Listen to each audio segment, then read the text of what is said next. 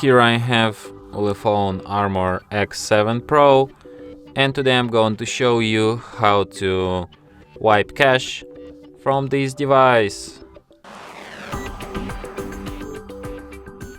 So firstly, you should turn your device off by holding down power key, and after device turns off completely, hold down a combination of keys power key plus volume up at the same time for a couple of seconds like this.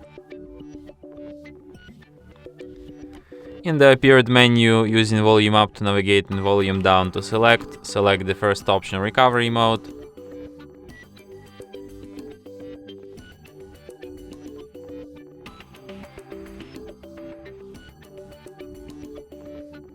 In the following menu, using volume keys to navigate and power key to select, you have to select an option, wipe cache partition, then select yes.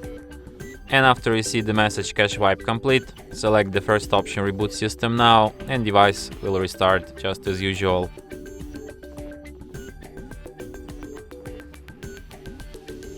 And that's it.